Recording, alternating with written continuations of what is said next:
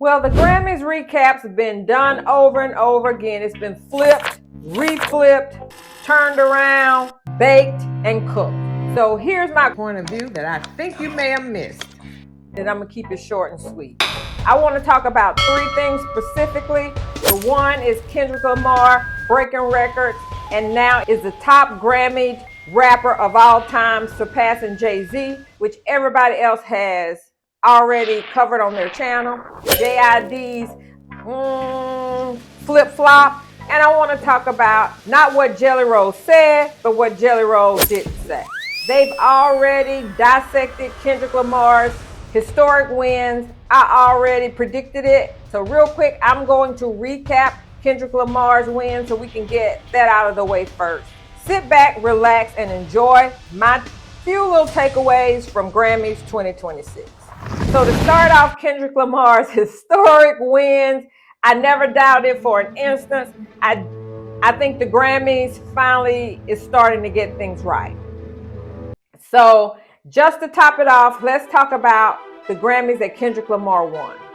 So Kendrick Lamar won Song of the Year with Luther along with SZA. Best Melodic Rap Performance with SZA for Luther. Best Rap Song for TV Off, Mustard!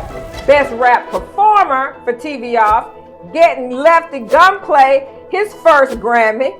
Best Rap Group Performance with 30 for 30 with SZA. And Rap Album of the Year with JID.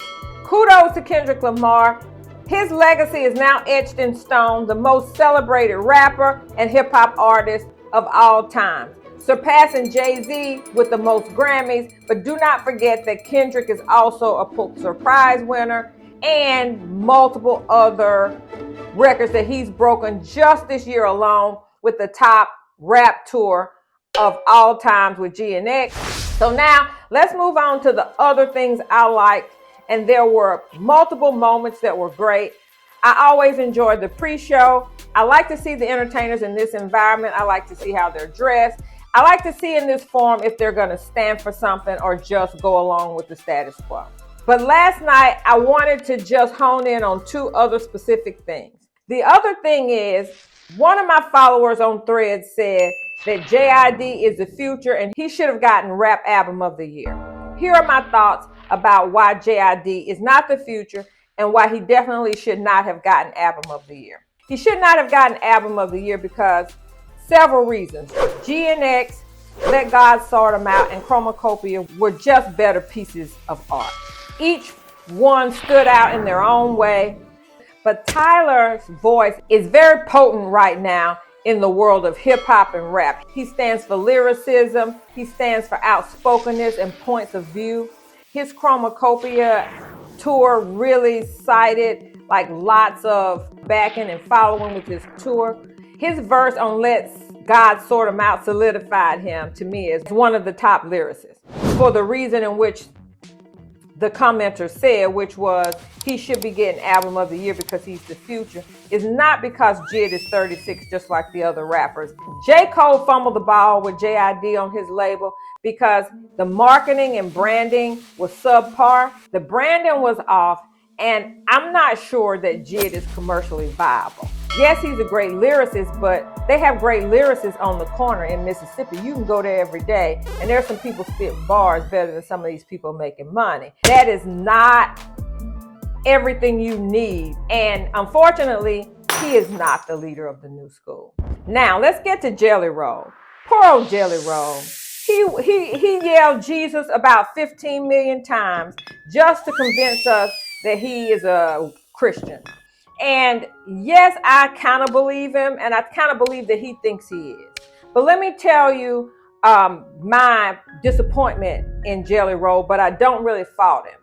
He had an opportunity to speak about what's going on in this country, especially from the perspective of music, art, and the heavy weight and voice that artists have in this country because of their big microphone. He leaned into his Christianity. I'm feeling like Jelly Roll was trying to stay in the middle. He didn't want to offend his audience because they're buying his records.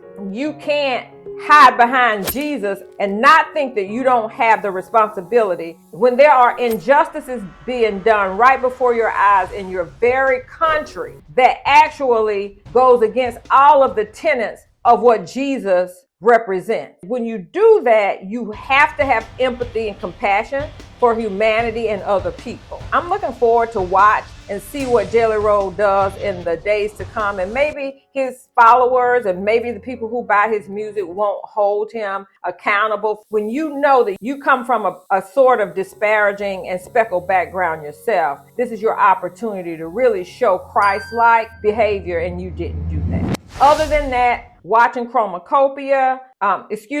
watching Tyler the Creator's performance and watching the Clipse performance were the highlights of the show. Also, I really liked Sabrina Carpenter. I like her so much. She reminds me so much of Britney Spears, and people seem to enjoy her music.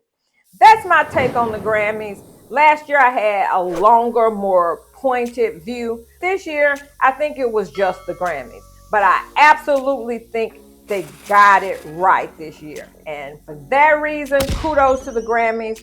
I rated 8 out of 10 watch. And I did fall asleep in the last 30 minutes. I'm sorry, y'all just went too long.